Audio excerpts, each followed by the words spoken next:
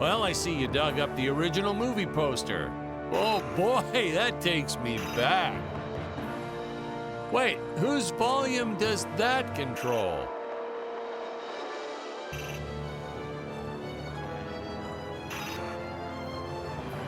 We digitally cleaned up the old 35 millimeters. Much nicer now, huh? Yeah, well, actually, I hadn't noticed. It looks all right. I can never figure out all these DVD options. I tell you, watching movies has become complicated. The pause button, I know that one.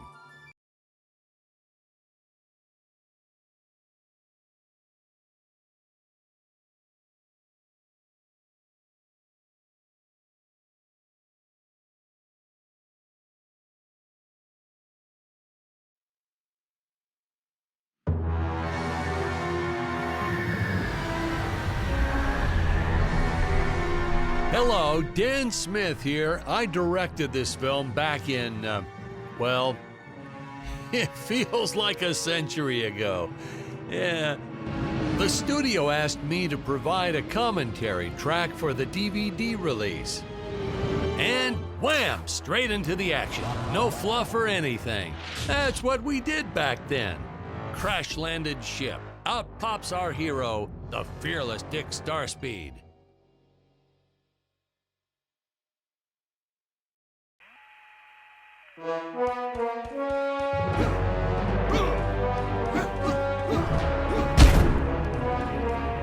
The ship's velocity reactor is damaged. I believe that I am stranded on an alien planet.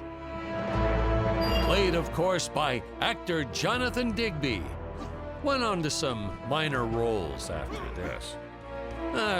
Such a shame. I thought from day one this guy's got leading man written all over his face.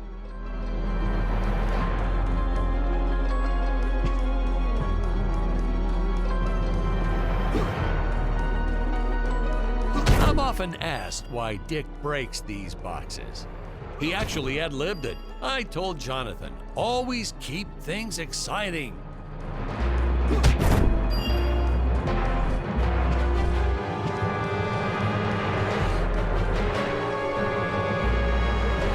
Greetings, citizens of Gravoria. I am Dick Starspeed, and I come in peace. Probably shouldn't have had Dick draw his weapon when he was talking about peas. Well, maybe one day we'll go back and CG it into a sandwich or something instead. Ha! Just kidding. And this is what people pay to see. A no-name middle-aged B-list actor duking it out with stuntmen in costumes. Such stunning choreography. Now the extras in those robot suits really knew how to take a punch. No, literally. I told Jonathan not to hold back. Give it all to him. Kick him in the nuts and bolts. And I know what you're thinking, but don't worry. We handled it responsibly. We made them all sign waivers not to sue for injury. Holy smokes!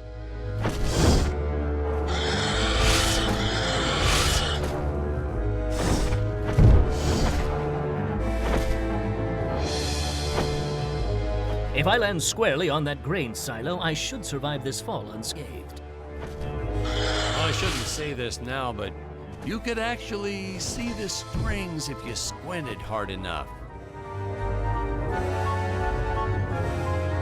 A screenwriting trick from back in the old days. You put a grain silo or some haystacks down and it solves all your gravity-related problems.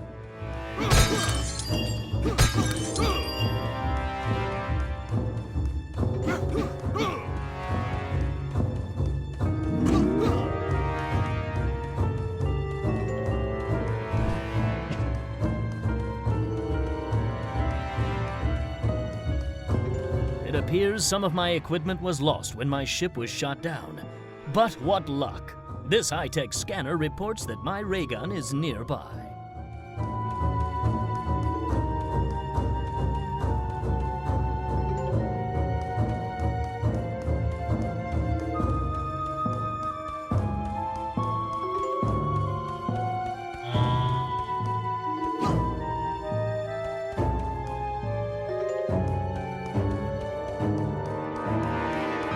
Oh, the dinosaurs. just don't see quality stop motion like this anymore, do you? Someone actually sat there and moved them, frame by frame. Today, it'd be done with computers, but where's the artistry in that?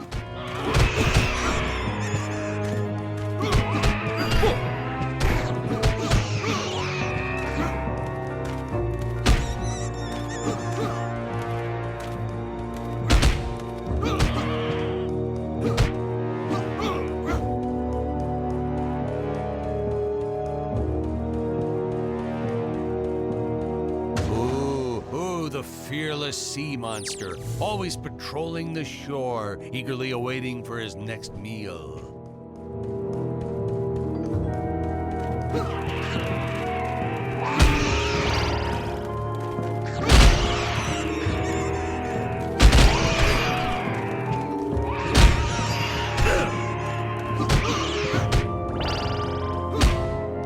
Now, if the trees here look a little plastic, well, it's because they are. I took them from the set of my last film, Vampire Island 2.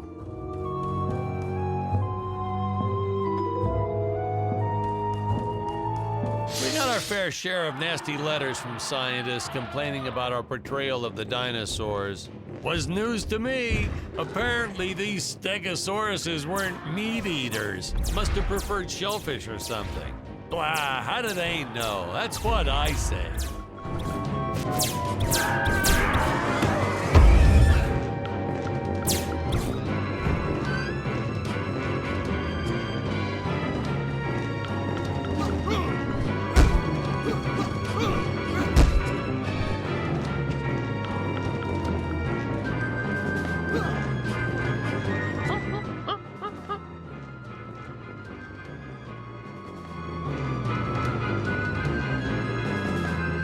As usual, the local population is defenseless. That's where our hero steps in and saves the day.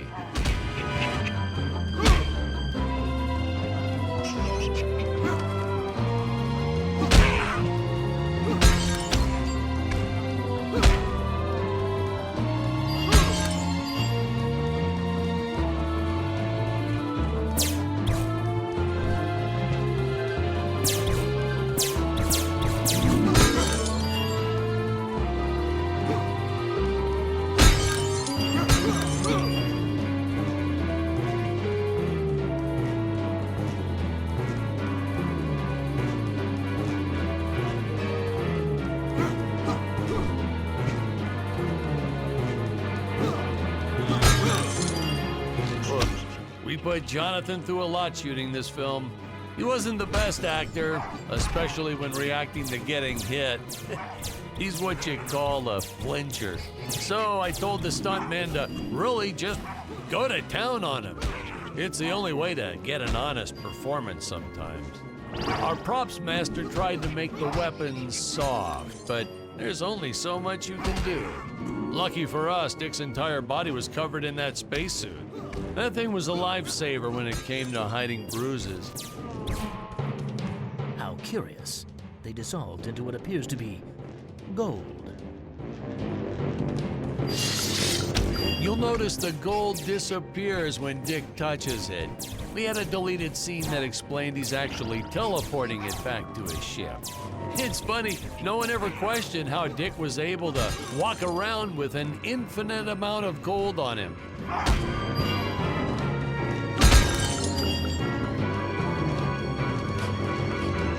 We had to redo these shots.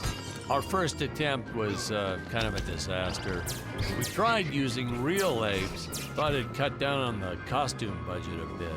But have you ever tried working with apes? They are the worst actors ever. They don't sit still for a moment, and the second you take your eyes off of them, they're flinging their feces all over the place. Jonathan refused to work with them after he got well, let's just say that he had to take more than a couple of showers one day. You know, you never forget the smell of monkey poo. We steam cleaned the studio top to bottom. Still never got rid of it entirely. All through the rest of the shot, we kept finding those little surprises hiding inside various props. Boy, were those the days.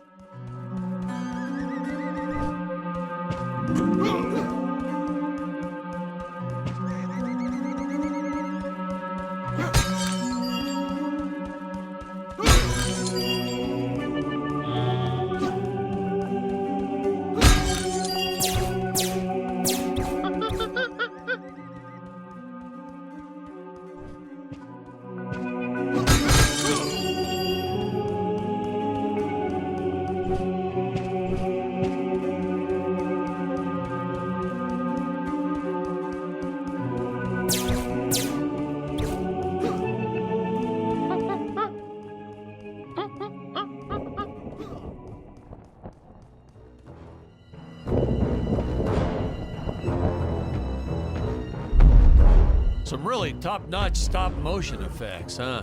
Unfortunately, we skimped on the Dick Starspeed puppet a little. The Earthman is not for you to eat, fiend! Oh, this was groundbreaking. We had the woman rescuing the man for once. We were really ahead of our time with this scene, but well, then again, I've always been rather progressive. The studio exec didn't seem to get why it was such a big deal, though.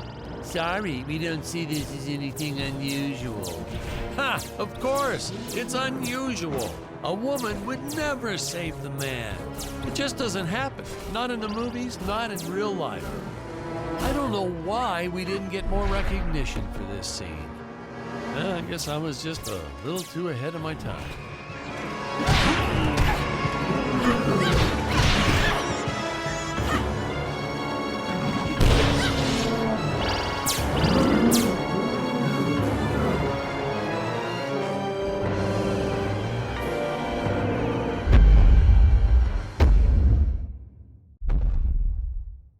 Thank you for saving me, strange woman. What is your name? I am the magnificent Scarlet Nova.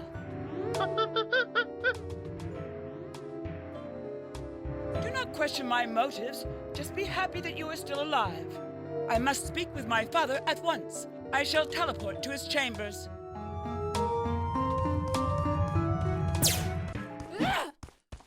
So we'll be seeing our first example of teleportation being used by Scarlet right here.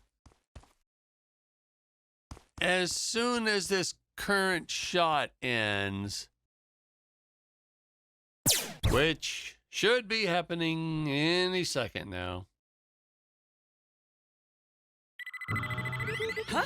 Where is this place? This is not my father's chambers. You have disobeyed me for the final time, Scarlet. Enjoy an eternity in the Tower of Eternal Solitude. For all eternity! Ha! The old fool did not notice I am wearing my jetpack.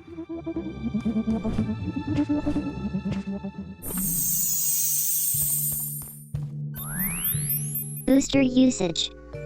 Jump. Wait. Wait. Use booster. Survive deadly fall.